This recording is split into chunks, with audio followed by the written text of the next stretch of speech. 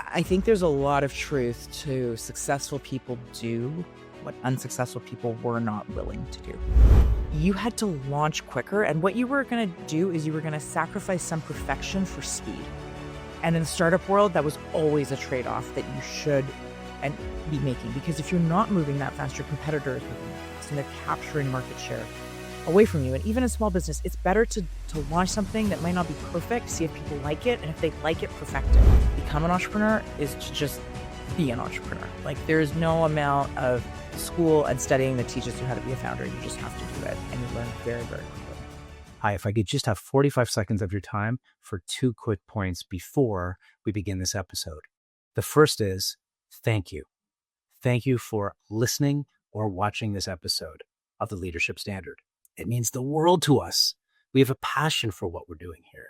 And the second thing is, if you haven't already, we'd ask you to subscribe so we can continue to bring the most influential, relevant, and inspiring leaders in the world of small to medium-sized business across Canada and the world. Thank you.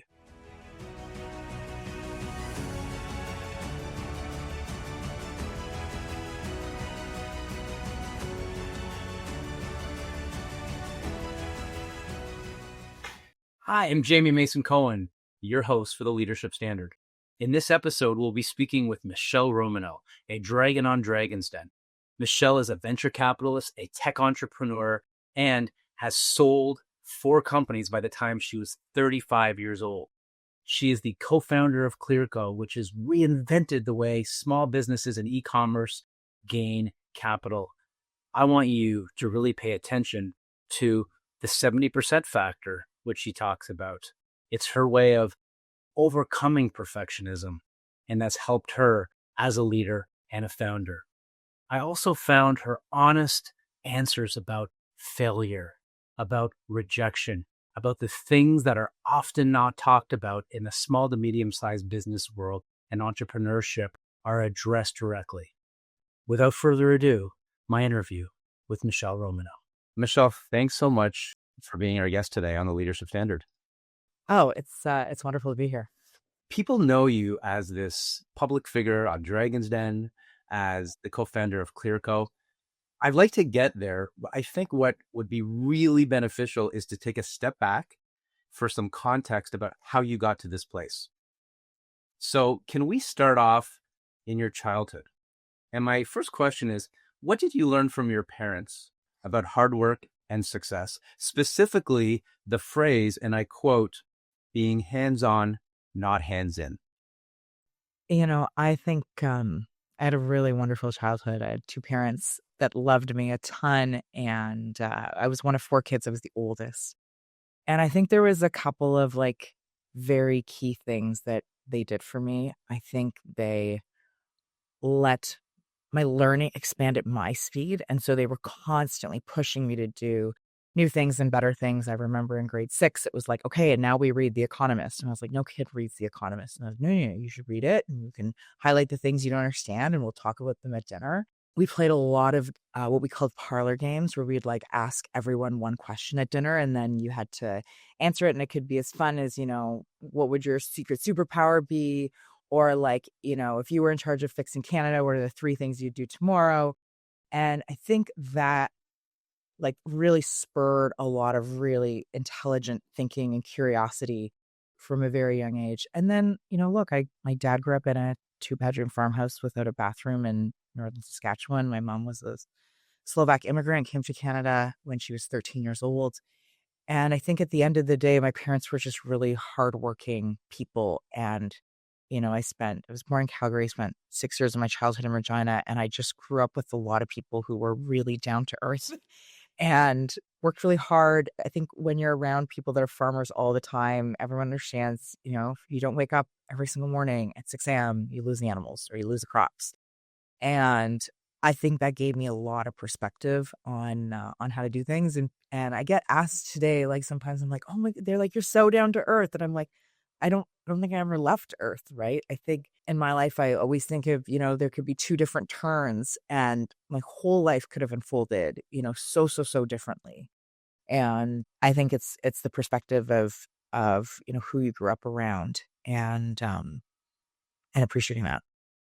One thing I read about you was that philosophy, and that your parents gave you, you could say, mantras or philosophies that you've carried forth to this day that helped you Yeah. become who you are.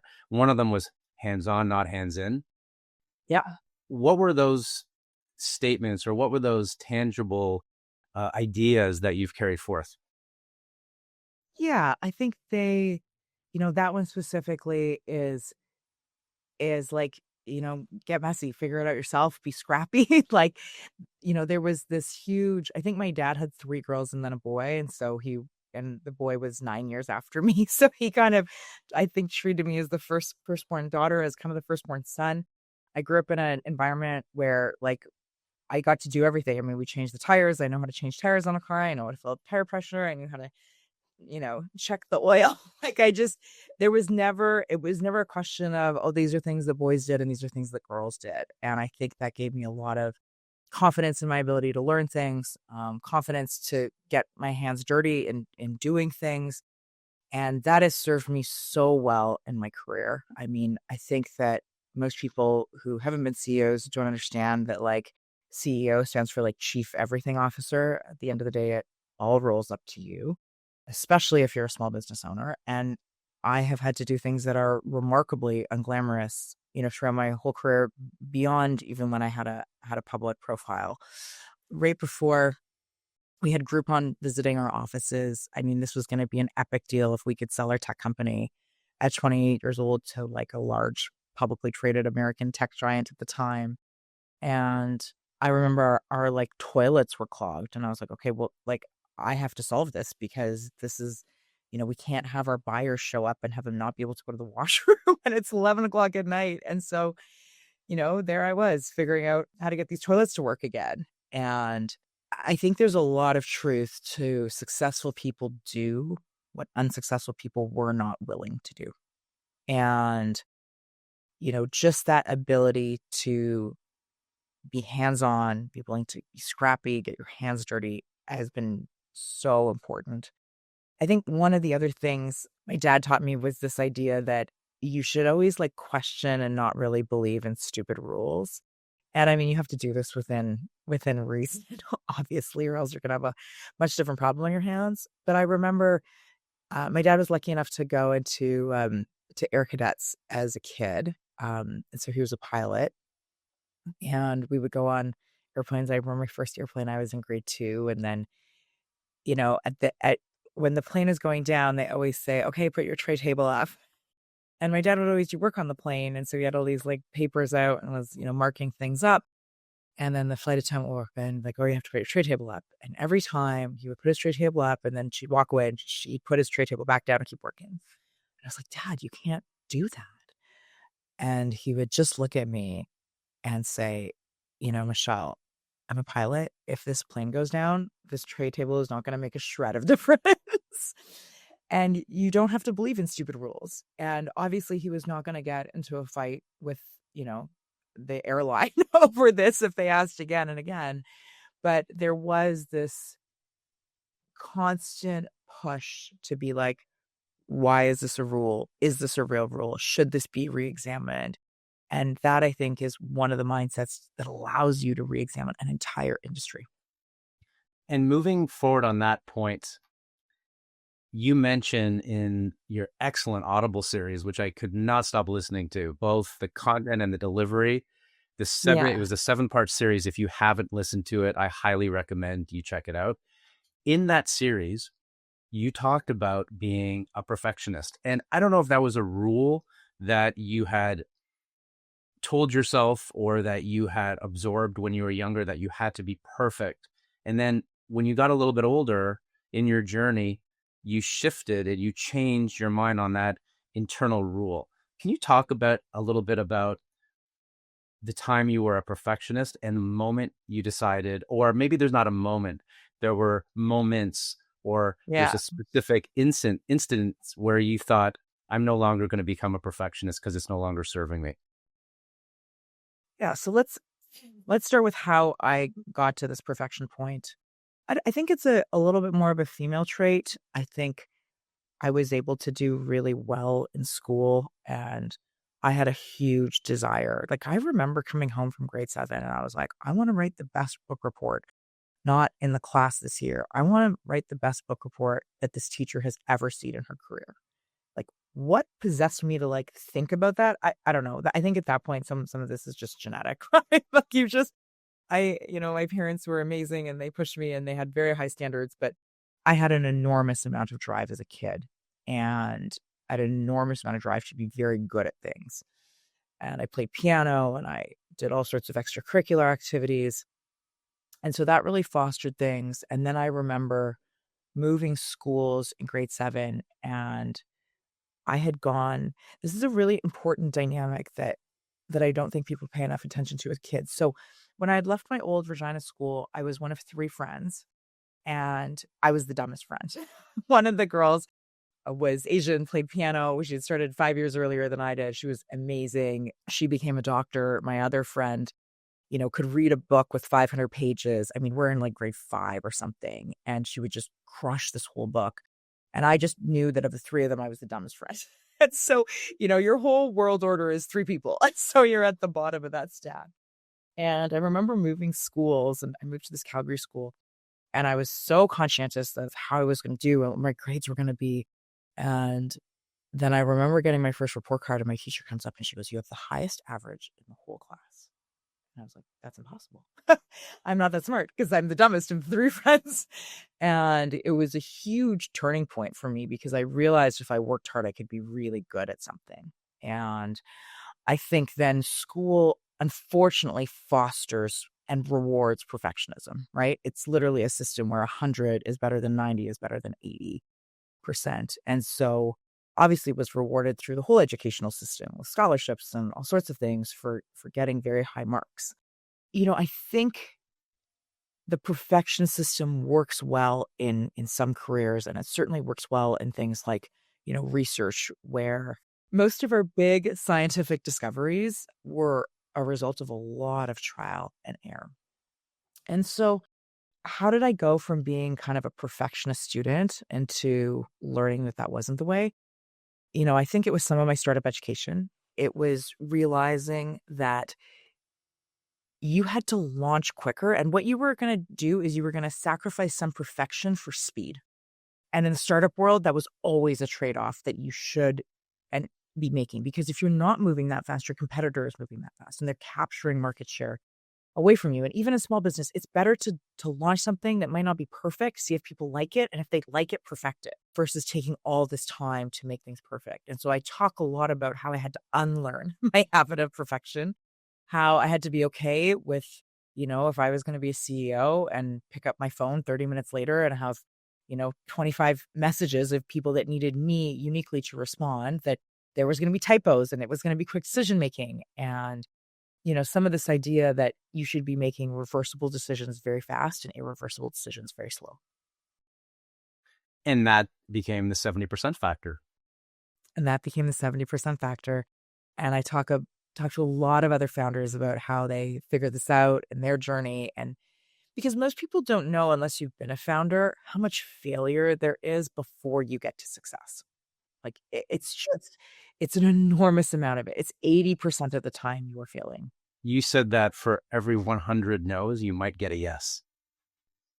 Yeah, that's about right. And that when you fundraise, that's about the right number, is you have to prepare yourself for an actual like 99 no's. Most people are not prepared for that. And these are very sophisticated no's from very smart people. And so just being able to endure that, being able to take some of that advice, being able to pivot and grow your business, it's just a lot.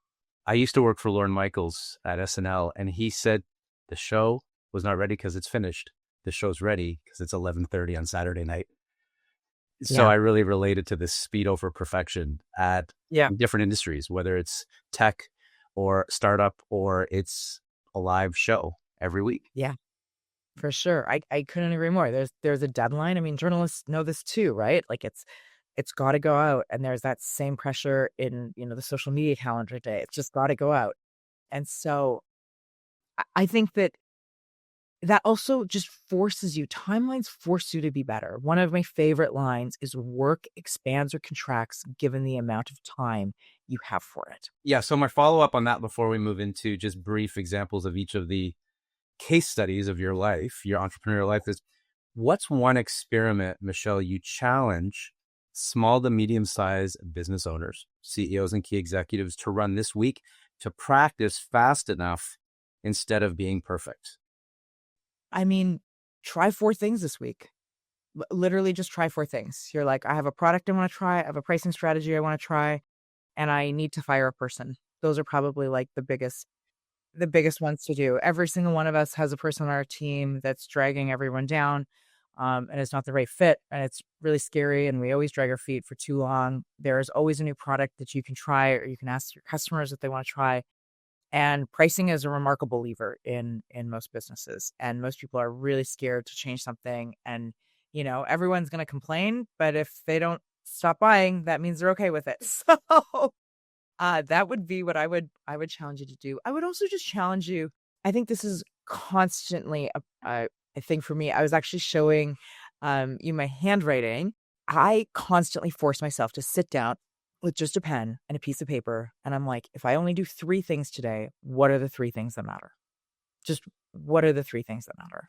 And that is remarkable in terms of, we do a lot of things that are like getting back to people and like little tasks. There's really 3 things that probably move the needle on your business. And if you focus on doing those, I mean, it's going to have way more leverage than all of your little tasks. Yeah. And I like how you mentioned when I was reading, put your strategy on a post it or just keep it to the bare minimum. And that made me feel good. That validated my overwhelm. Michele said, just keep my strategy on a post it. Why is that? Well, because we get distracted with so many things, right? Our phones are work devices, but they're giant distraction devices. There's just so much that happens. There are just a couple things and a couple people that will change the lever. You make one great hire that might change the course of your entire business. You close one big partnership that might change the course of your entire big business. You secure one big client, like following up on the things that matter and not focusing on what doesn't matter. And here's the remarkable thing. If you just start your day with doing the 3 hardest things, the rest, just the momentum just takes over. And so I love the strategy on a post-it. We're just doing one thing. And again, you should have these strong beliefs that are loosely held. So, here's your posted strategies today, but I can still be challenged. If that's not working, I'm happy to change it again. But I do have conviction that we are trying this today because if you have a bunch of weak conviction points, you'll actually never figure out what works anyways. Even writing it down, it's so underrated. And I love how you're like this, tech entrepreneur of such status, and you're advocating for writing things down. Because when we write Oh, things yeah. down, we absorb it 30% more than if we even type or text. I didn't know that. But yes, I love lists. I love structure. I can visually remember what I wrote on lists, and I'm reorganizing notes somehow, especially on to-do lists. Like, I end the day, I have a piece of paper on what I need to do the next day. Like, that is how you get things done. You do not get things done, or at least I cannot get things done by just randomly sitting out on my computer. I mean, I have 140 tabs open right now. Like, if I just go into that mess of every project I have been thinking about, it's not gonna end well for me. So we started with your background, and we are Mm, structuring this with a little bit of improv moving to the future. So could we do a little bit of a Michele entrepreneurial journey speed round and go through several of your entrepreneurial journeys really quickly when I name each one of them? of course. Let's start at the tea room, which was your first big one at about 22. You started the tea room at Queen's. Yeah, so I studied engineering because my parents told me I could study anything as long as it was engineering. Quickly figured out I was gonna be much better at building businesses versus bridges. Was an environmentalist and really thought, "Why don't you take a simple business like coffee and see if you can make it zero waste?" And took 2 years and opened the tea room on the Queen's campus, which was a little coffee shop where everything was zero waste, and it's still around and run by students today, which I think is such a cool story nearly 17 years later. So that was my first business. That was my first time hiring people. That was my first time managing people. And you learn a lot. And even some of the challenges I had at Clearco, I could relate back to some of the challenges I had at the tea room in the early days. So, the best way to become an entrepreneur is to just be an entrepreneur. Like there's no amount of school and studying that teaches you how to be a founder. You just have to do it and you learn very, very quickly. And then you went into the caviar business at Evandale. Yeah. And you talk about how that happened, where you're finding yourself in New Brunswick and opening up a fishery with no prior background in the caviar business or the sturgeon business, from what I read. Yeah. So as I was trying to raise money for the tea room, I figured out that there were these business plan competitions and you could enter a pitch competition. If you won like $20,000, which was a lot of money to open a business.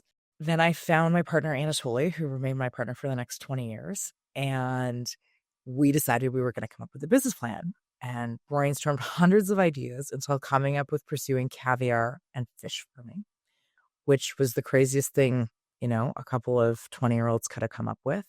But we had really good reason. Worldwide supply of caviar was down by 98% because the world had overfished the Caspian Sea. And when we cold called restaurants, they couldn't find products. So we're like, I think we have a captive market. So we won some business plan competitions, which was great. We had just a fraction of the money that we needed. And so our solution was to get scrappy. We had figured out that there was a wild supply of sturgeon that hadn't been caught for a number of different years in New Brunswick.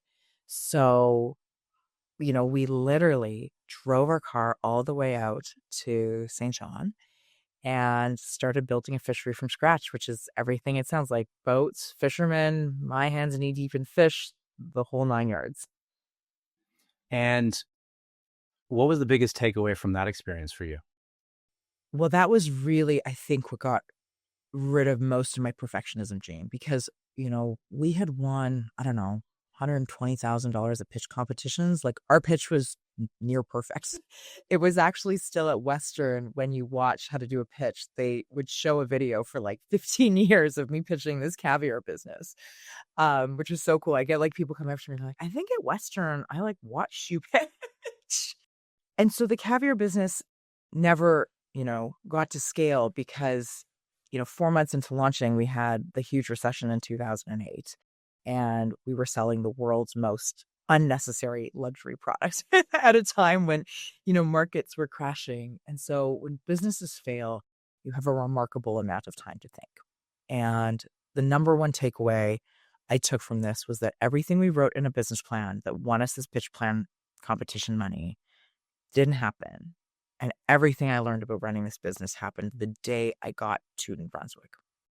And so this really necessitated this whole idea of, your entire strategy should be on a Post-it and then you should just start doing.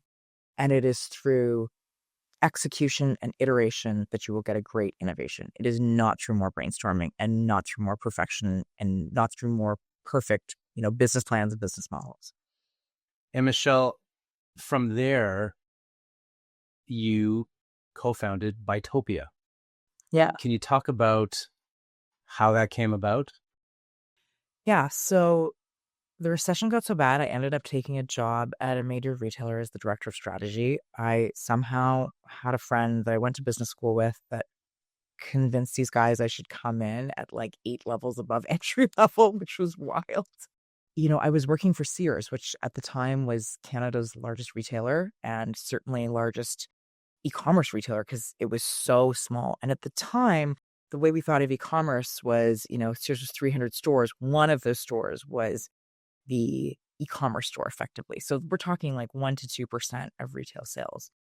But I remember just using that opportunity to learn. I tried to learn everything about retail. I tried to learn everything about e-commerce. And I remember seeing this daily deal space start to blow up in the US. I got back together with the same 2 guys that we had started the caviar business with. And we said, okay, we got to launch a daily deal site. But instead of a business plan, we got a Post-it. And the Post-it said, we're going to use overseas software developers because we just don't have the money left to pay Canadians. The second part of our business plan was that we would launch a trade show. And the third part of our business plan is that we would have someone famous tweet for us.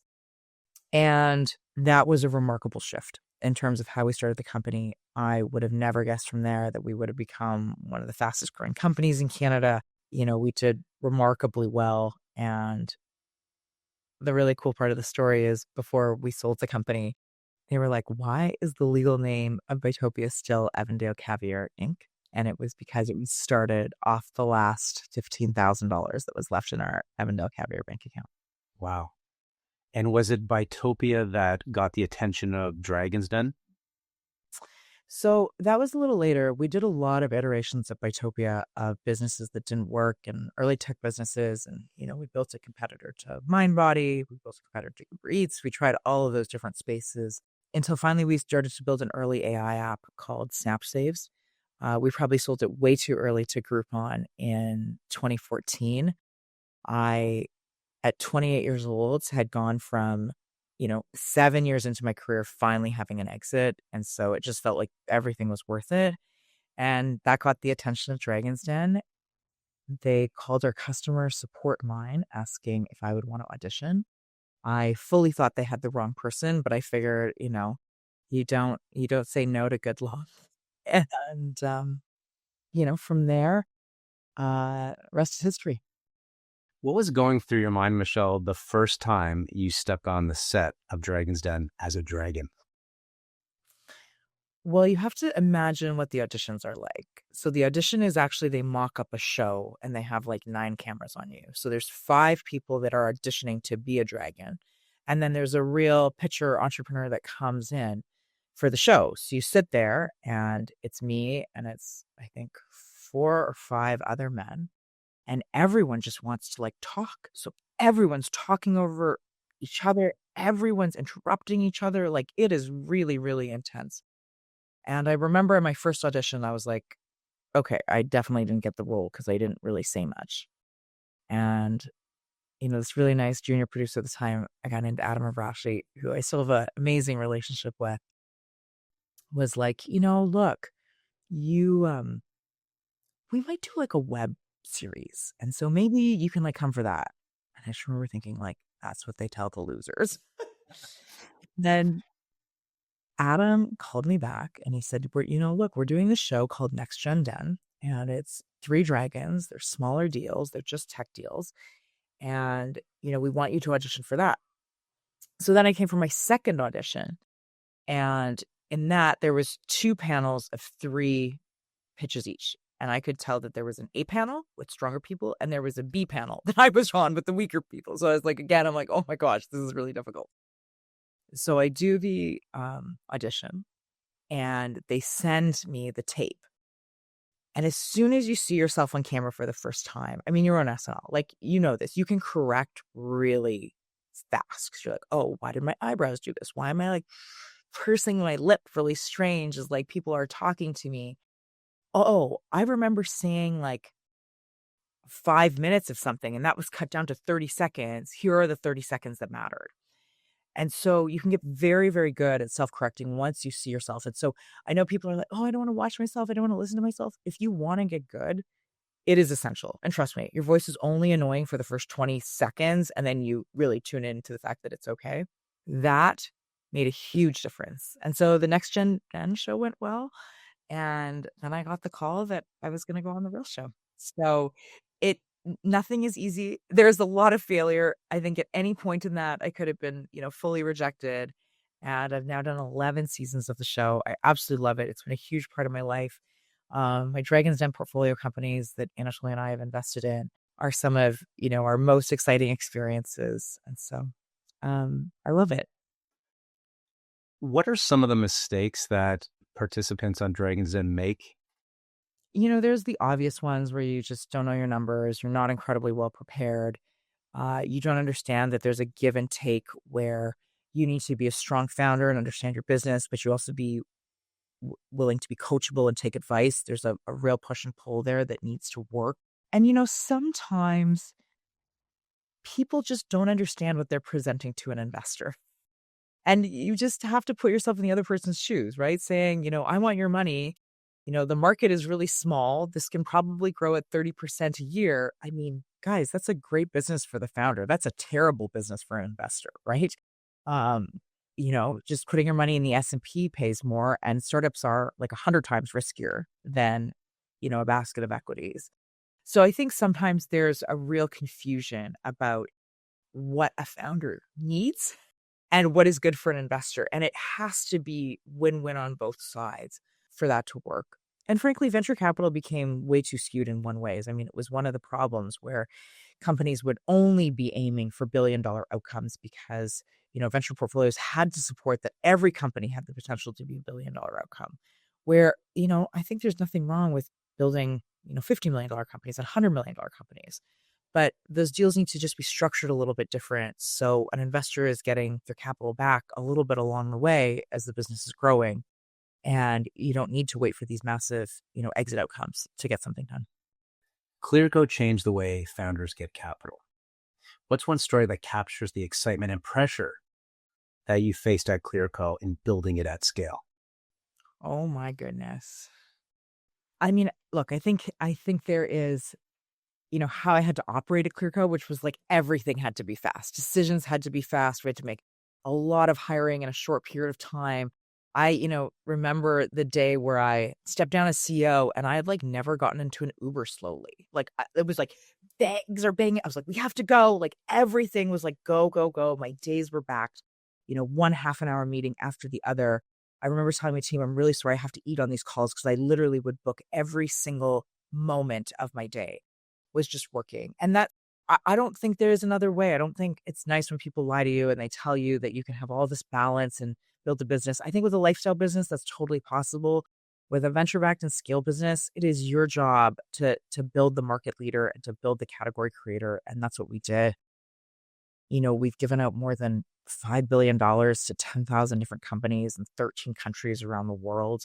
The scale of that is absolutely remarkable. When you consider, some of the biggest venture firms, they're billion-dollar firms, that capital gets deployed over 7 years. So this was a totally different scale of what we were doing and the value prop that we were offering to entrepreneurs, which is, you don't need to pitch us. You can plug in your accounts, we can look at your data, and we can provide you the capital to grow. And instead of taking a piece of your company that we will own forever, we want effectively a rev share until our capital is paid back. And I think, how we transformed that business and that market, the fact that there's many other billion-dollar players that have come in. This is now a model that exists internationally around the world to the enormous benefit of founders. I feel just so proud of what we have built. And, the 100-person team that's there today that is still, growing a very steady business right now. If entrepreneurs or future entrepreneurs and founders want to learn more about how they could approach Clearco, where would they go?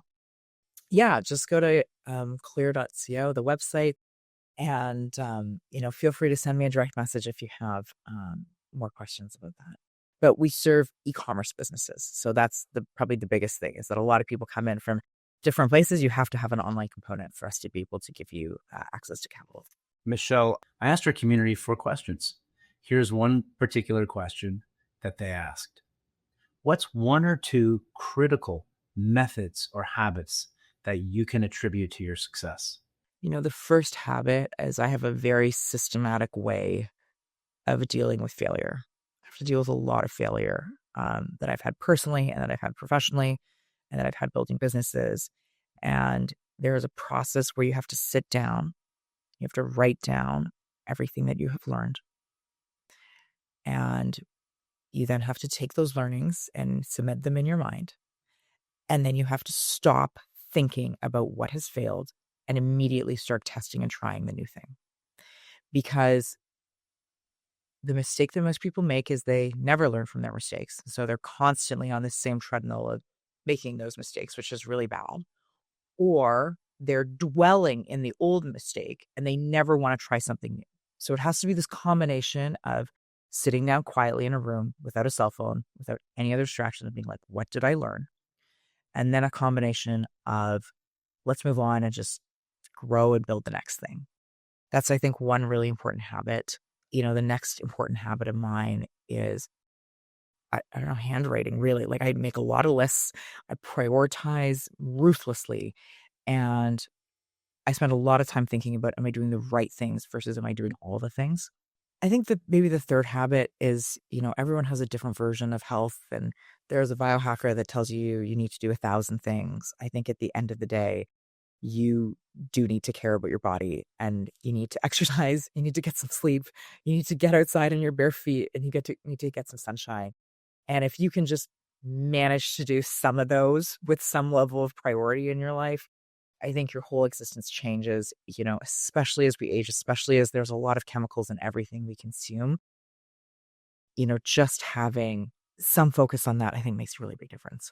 If you could talk to the younger Michelle, the one who's chasing 100% perfect, what would you say to her? Well, I would certainly tell her, Michelle, get out of your perfection mode and get into execution mode, because there is no amount of planning that will make you successful. You just have to go.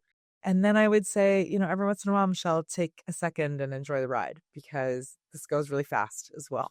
And, it felt so miserable at some points, but then there was so many joyful points. I just wish I would have enjoyed a couple more of them in that moment, and just, taking a step back. And I never thought my life would have turned out like this. I think, growing up in Regina, if I had had a tiny company with 2 employees, I would have thought I had made all my goals work. And so a lot of this has exceeded my wildest expectations.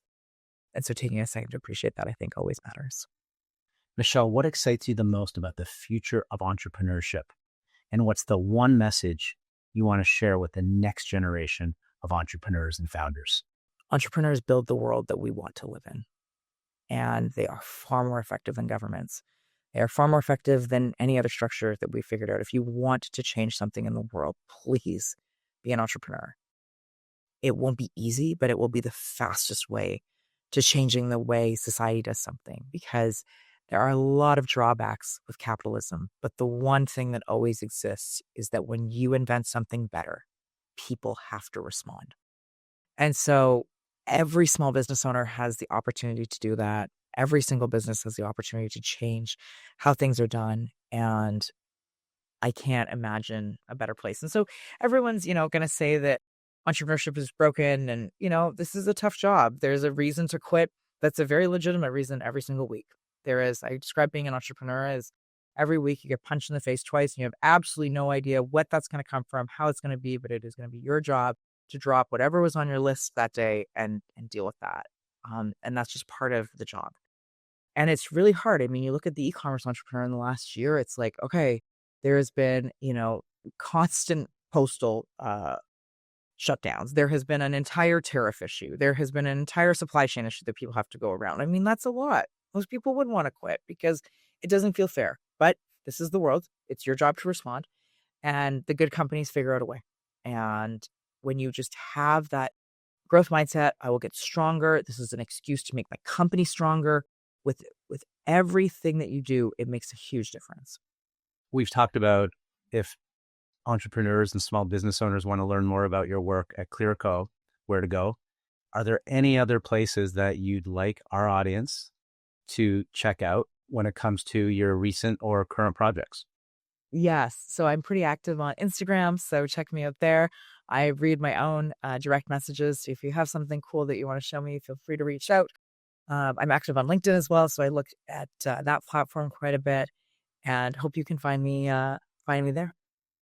Michele Romanow, it's been an honor and a pleasure to have you on the Leadership Standard. Thank you so much for your time today. Thank you. It was great to be here, Jamie. Thank you for listening to another episode of the Leadership Standard. If you want to hear more episodes or see more episodes like this one with the world's leading thinkers in leadership and business, like Marshall Goldsmith, Don Yeager, Seth Godin, Daniel Pink, Dory Clark, and more, then go to the Leadership Standard. You'll see the links below. Additionally, if you are a small to medium-sized business owner, a key executive across Canada, and you want to be part of an influential group of some of the leading business thinkers in the country, look at techcanada.com, tec-canada.com, to help your company grow, to help you develop the skills you need as a leader, and to be part of a group of like-minded people in a confidential space where you get together every month to see how you can develop your skills to become the leader that you know that you can be and take your leadership skills to the next level. Thank you.